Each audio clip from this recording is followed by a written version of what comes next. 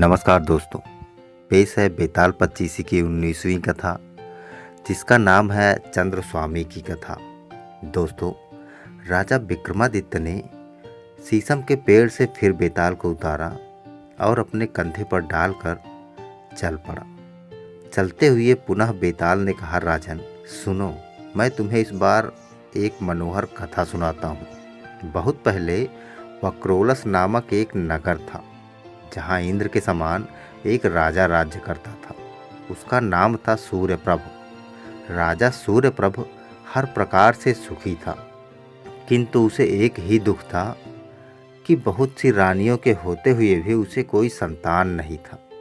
उस समय ताम्रलिपि नामक एक महानगरी में धनपाल नामक एक महाजन रहा करता था, जो उस क्षेत्र के सभी धनवानों में अग्रणी था।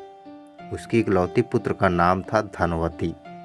वह इतनी सुंदर थी कि उसे देखकर किसी अप्सरा का भ्रम होता था। जब वह कन्या युवती हुई तब महाजन की मृत्यु हो गई।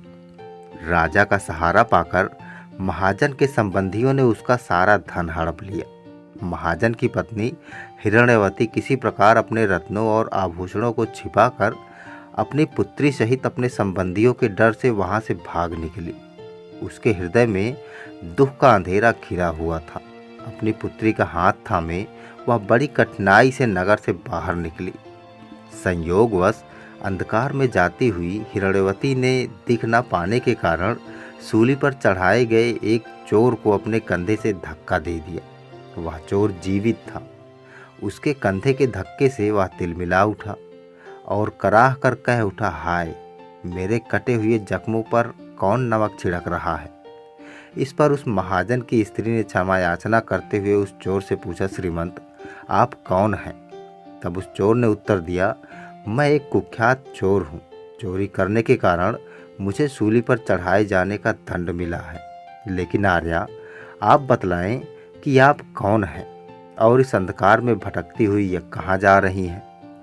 चोर के पूछने पर महाजन की पत्नी उसे अपना परिचय देने लगी। तभी चंद्रमा निकल आया और उसके प्रकाश से सारा क्षेत्र आलोकित हो गया। तब चोर ने देख लिया कि उस स्त्री के साथ चंद्रमा के मुख के समान एक कन्या भी वहां मौजूद थी। यह देखकर उसने उसकी माता से प्रार्थना की, हे आर्य, तुम मेरी एक प्रार्थना सुनो। मैं तुम्हें 1000 स्वर्ण मुद्राएं दूंगा। तुम अपनी कन्या मुझे दे दो। यह सुनकर धनवती की माता हंसी और चोर से पूछा, तुम तो मरने वाले हो, सूली पर टंगे हुए हो, तुम्हें मरने में विलंब नहीं होगा, फिर क्यों मेरी कन्या का हाथ मांगना चाहते हो? इस पर चोर ने उससे कहा कि यह सत्य है कि मेरी आयु समाप्त हो गई है, पर मैं पुत्रहीन हूँ। शास्त्रों में लिखा है कि पुत्रहीन व्यक्ति की सद्गति नहीं होती। अतः यह मेरी आज्ञा से किसी और के द्वारा पुत्र उत्पन्न करेगी तो वह मेरा क्षेत्रज पुत्र होगा। इसी से मैं तुमसे यह निवेदन करता हूँ कि मेरा मनोरथ पूरा करो। चोर की बात सुनकर महाजन की पत्नी के मन में लोभ पैदा हो गया। उसने चोर की बात स्वीकार ली। तब वह महाजन की पत्नी कहीं से जल ले आई और यह कहकर उसने उस जल को चोर के हाथ में डाला कि मैं अपनी यह कुंवारी कन्या तुम्हें देती हूँ। तब उस चोर ने उस कन्या को अपना क्षेत्रज पुत्र उत्पन्न करने का आदेश दिया और अपनी सास से बोला, सामने उस बरगद के विशाल वृक्ष को देखो। उस वृक्ष की जड़ के समीप जमीन खोदो तो वहाँ जमीन में दबी हुई कुछ स्वर्ण मुद्राएं मिलेंगी। वह स्वर्ण मुद्राएं निकाल लो और मेरी मृत्यु के बाद विधिपूर्वक मेरा दाह संस्कार करा देना। इसके बाद मेरी अस्थियों का किसी तीर्थ स्थान में विसर्जन करने के पश्चात अपनी कन्या सहित वक्रोलस नगर में चली आना। वहाँ राजा सूर्यप्रभ के शासन में वहाँ के लोग सुखपूर्वक रहते हैं। मुझे आशा है तुम्हें वहाँ रहने के लिए किसी प्रकार की कठिनाई नहीं आएगी। यह कहकर उस प्यासे चोर ने हिरण्यवती द्वारा लाया हुआ जल पिया और सूली पर चढ़ाए जाने की पीड़ा के कारण अपने प्राण त्याग दिए। हिरण्यवती ने चोर के निर्देशानुसार बरगद के वृक्ष के पास जाकर स्वर्ण मुद्राएं निकाली और किसी गुप्त मार्ग से अपने पति के किसी मित्र के यहाँ चली गई। वहाँ रहकर उसने युक्तिपूर्वक उस चोर की दाह क्रिया करवाई और उसकी अस्थियों को किसी तीर्थ में प्रवाहित कराने आदि की व्यवस्था भी कर दी। अगले दिन वह उस छिपे धन को लेकर अपनी कन्या के साथ वहां से निकल पड़ी और चलती चलती क्रमशः वह क्रोलस नगर में पहुंच गई। वहां उसने वसुदत्त नाम के किसी श्रेष्ठ वणिक से एक मकान खरीद लिया और पुत्री सहित उस मकान में रहने लगी। उन्हीं दिनों उस नगर में विष्णु स्वामी नाम के एक अध्यापक रहते थे। मना स्वामी नाम का उसका एक ब्राह्मण शिष्य बहुत रूपवान था। यद्यपि वह ब्राह्मण शिष्य उत्तम कुल का था, तथापि युवक के वशीभूत होकर हंसावली नाम की एक विलासिनी के प्रेम में फंस गया था। हंसावली शुल्क के रूप में 500 स्वर्ण मुद्राएं मांगती थी और इतना धन उसके पास नहीं था, इसलिए वह उसे पाने को दिन रात बेचैन रहता था। एक दिन उस महाजन की कन्या धनवती ने अपने छत की मकान पर से उस सुंदर युवक को देखा। धनवती उसकी सुंदरता पर मोहित हो गई। उसे अपने चोर की पति की आज्ञा का स्मरण हो आया। तब उसने अपनी माता को बुलाया और उसने कहा, माँ, नीचे खड़े उस ब्राह्मण युवक के रूप और यौवन को तो देखो।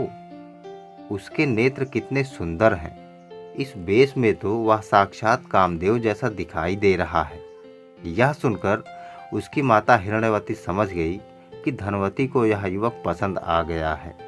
तब उसने मन में सोचा, पति की आज्ञा से पुत्र प्राप्ति के लिए मेरी पुत्री को किसी पुरुष का वरण तो करना ही है, फिर क्यों ना इसी युवक से अनुरोध किया जाए।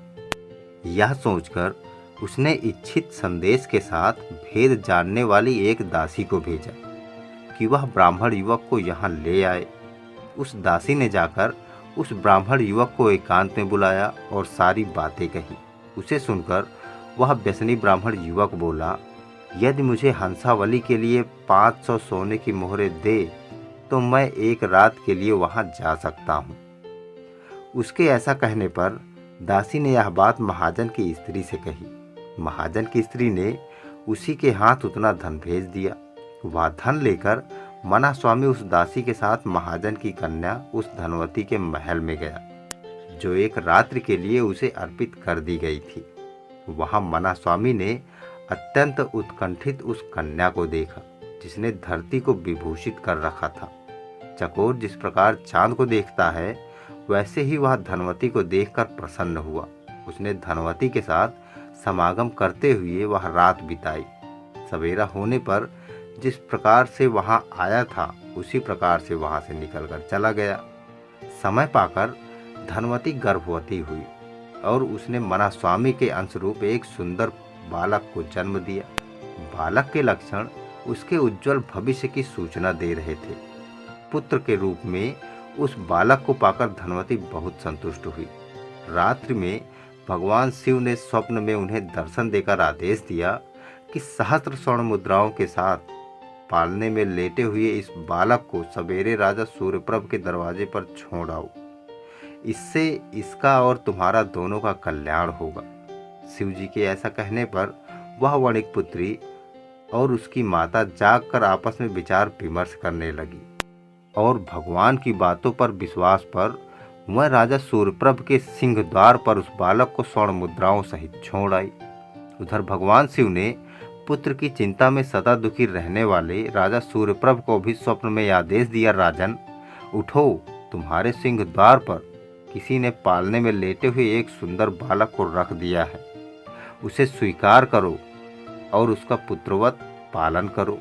राजा की नींद खुली और उसने सिंहद्वार पर जाकर देखा तो उसे भगवान शिव की कथन की सत्यता का पता चला।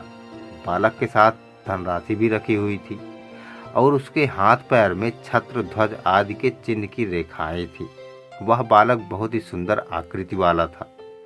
भगवान शिव ने मेरे योग्य पुत्र मुझे दे ही दिया। ऐसा कहते हुए राजा ने उस बालक को अपने हाथों में उठा लिया और महल में चला गया। तब राजा ने पुत्र प्राप्ति के उपलक्ष्य में इतना धन गरीबों में लुटाया कि नगर का कोई दरिद्र ही न रहा। नृत्य बाध आदि के साथ राजा ने विधि पूर्वक बालक को अपनाया और उसका नाम रखा चंद्रप्रभ। राजमहल में हर प्रकार के सुखों के साथ धीरे धीरे राजकुमार बड़ा होने लगा। जब वह युवक हुआ तो राजा ने उसे राज्यभार सौंप दिया और वह तीर्थों की यात्रा के लिए वाराणसी चला गया। नीति जानने वाला उसका पुत्र जब अपनी प्रजा पर धर्म पूर्वक शासन चला रहा था, तभी सूचना मिली कि वाराणसी में उसके पिता का देहांत हो गया है। पिता की मृत्यु का संवाद पाकर राजा चंद्रप्रभ ने उसके लिए शोक किया तथा उसके लिए श्राद्ध आदि किए। फिर वह धर्मात्मा अपने मंत्रियों से बोला, पिताजी से भला मैं किस प्रकार ऋण हो सकता हूँ, फिर भी मैं अपने हाथों उनका एक ऋण चुकाऊंगा। मैं उनकी अस्थियां ले जाकर विधि पूर्वक गंगा में प्रवाहित करूंगा तथा गया जाकर सभी पितरों को पिंडदान दूंगा। मैं इसी प्रसंग में पूर्व समुद्र तक की तीर्थ यात्रा भी करूंगा। राजा के ऐसा कहने पर उसके मंत्री उससे बोले, देव, आपको किसी प्रकार ऐसा नहीं करना चाहिए। यदि आप राज्य को इस प्रकार आरक्षित छोड़कर चले गए तो पीछे से शत्रुओं को राज्य पर आक्रमण करते देर ना लगेगी। अतः आप पिता के संबंध में यह कार्य किसी और के हाथों करा ले। एक राजा के लिए प्रजा पालक के अतिरिक्त और कोई बड़ा धर्म नहीं है। अपने मंत्रियों की बात सुनकर राजा चंद्रप्रभ ने कहा, हम जो कुछ निश्चय कर चुके हैं वह अटल है। पिता के लिए मुझे तीर्थ यात्रा अवश्य करनी है। इस क्षण भंगुर शरीर का क्या विश्वास, पता नहीं कब पूज्य पिताजी की तरह मेरा साथ छोड़ दे। अतः मेरा आदेश है कि जब तक मैं तीर्थ यात्रा से वापस न लौट आऊं, मेरे स्थान पर तुम लोग मेरे राज्य की रक्षा करोगे। राजा की आज्ञा पाकर मंत्रीगण चुप हो गए। तब वह राजा अपनी यात्रा की तैयारियां करने लगा। एक शुभ दिन स्नान आदि करके उसने अग्निहोत्र की विधि संपन्न की और ब्राह्मणों का पूजन किया। फिर शांत वेश धारण करके जुते हुए रथ में बैठकर उसने नगर से प्रस्थान किया। जो सामंत, राजपुत्र, नगरवासी तथा ग्रामीण राजा को छोड़ने सीमांत तक आए थे, उनकी इच्छा न होने पर भी राजा चंद्रप्रभ ने बड़ी कठिनता से उन्हें समझा बुझाकर वापस लौटा दिया और मंत्रियों को राज्य शासन का भार सौंपकर वाहनों पर आरूढ़ ब्राह्मण तथा पुरोहितों के साथ आगे बढ़े। विचित्र प्रकार के वेशों और भाषाओं को देख सुनकर प्रसन्न होते तथा अनेक प्रकार के देशों को देखते हुए वह क्रमशः गंगा तट पर जा पहुंचे। राजा ने उस गंगा नदी को देखा जिसके जल कल्लोल से बनने वाली लहरियां प्राणियों के स्वर्गारोहण के लिए बनाई जा रही सीढ़ियों के समान जान पड़ती थी। राजा ने रथ से उतरकर विधि पूर्वक पतित पावनी गंगा में स्नान किया और राजा सूर्यप्रभ की अस्थियां उसमें प्रवाहित की। दान देकर और श्रद्धादि संपन्न करके वह फिर रथ पर सवार होकर चल पड़ा और क्रमशः ऋषियों में बंधित प्रयाग में जा पहुंचा। राजा ने वहां उपवास रखकर स्नान, दान, श्राद्ध आदि सभी उत्तम क्रियाएं संपन्न किए और उसके बाद वाराणसी गया। वाराणसी में 3 दिन रुककर विधि पूर्वक सभी धार्मिक क्रियाएं संपन्न करके राजा गयासिर नामक स्थान पर पहुंचा। वहां राजा ने पर्याप्त दक्षिणा के साथ विधि पूर्वक श्राद्ध किया और फिर धर्मारण्य चला गया। गया कूप में जब वह पिंड देने लगा तो उस पिंड को लेने के लिए उस कुएं के भीतर से मनुष्य के 3 हाथ ऊपर निकले। यह देखकर राजा घबरा गया कि यह क्या बात है। उसने अपने ब्राह्मण से पूछा, इनमें से किस हाथ में मैं पिंड दूं? तब उस ब्राह्मण ने कहा, राजन, इसमें से एक हाथ तो निश्चित ही किसी चोर का है, क्योंकि लोहे की हथकड़ी पड़ी रहने का निशान उसकी कलाई में स्पष्ट दृष्टि गोचर हो रहा है। दूसरा हाथ किसी ब्राह्मण का है, क्योंकि उसमें पवित्री पड़ी हुई है। तीसरा उत्तम हाथ लक्षणों वाले किसी राजा का है, क्योंकि उसकी उंगलियों में बहुमूल्य रत्नों से जड़ी कई अंगूठियां पड़ी हैं। अतः हम लोग यह समझ पाने में असमर्थ हैं कि आपको पिंडदान इन तीनों में से किसके हाथ में दिलाएं। ब्राह्मणों के ऐसा कहने पर राजा अनिश्चय में घिर गया और कोई फैसला ना कर सका। राजा विक्रमादित्य के कंधे पर बैठा बेताल इतनी कथा सुनाकर राजा से बोला, राजन, वह ब्राह्मण और राजा चंद्रप्रभ पिंडदान देने के विषय में कोई निर्णय ना ले सके, किंतु तुम अवश्य जानते हो कि पिंड लेने का अधिकारी कौन था। जानते हुए भी यदि तुम मेरे प्रश्न का उत्तर नहीं दोगे तो तुम्हें पहले वाला श्राप लगेगा। धर्मज्ञ राजा विक्रमादित्य ने बेताल की यह बात सुनी।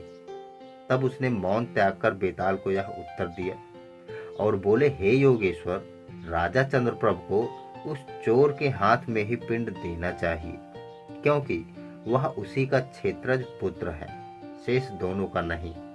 उसे जन्म देने वाले ब्राह्मण को तो उसका पिता माना ही नहीं जा सकता, क्योंकि उसने तो धन लेकर एक रात के लिए स्वयं को बेच दिया था। राजा सूर्यप्रभ ने यद्यपि उसका जात कर्म संस्कार आदि करवाए थे और उसका पालन पोषण भी किया था, फिर भी वह उसका पुत्र नहीं माना जा सकता। कारण, जब राजा ने उस बालक को पाया था तब बच्चे के सिर के पास पालने में जो स्वर्ण मुद्राएं रखी हुई उसे मिली थी, वह उस बालक का अपना ही धन था, जो उसके पालन पोषण का मूल्य था। अतः उसकी माता जल से संकल्प करके जिसको दी गई थी और जिसने उसे पुत्र उत्पन्न करने की आज्ञा दी थी तथा अपना सारा धन उसे सौंप दिया था, राजा चंद्रप्रभ उस चोर का ही क्षेत्रज पुत्र था। मेरे विचार से चंद्रप्रभ का उसी हाथ में पिंड देना उचित था। राजा के इस सटीक उत्तर से बेताल संतुष्ट हो गया और पहले की ही भांति उसके कंधे से उतरकर पुनः उसी शीशम के पेड़ की ओर उड़ गया, जहां से राजा विक्रमादित्य उसे लेकर आए थे। राजा विक्रमादित्य भी पहले की भांति उसे वापस लाने के लिए उसी स्थान की ओर निकल पड़े। यहीं पर यह कथा समाप्त होती है। दोस्तों, 20वीं बेताल कथा है राजा और ब्राह्मण पुत्र की कथा, जो बहुत ही रोचक है, जो मैं आपके लिए अगले पार्ट में लेकर आऊँगा। आज के लिए बस इतना ही। नमस्कार।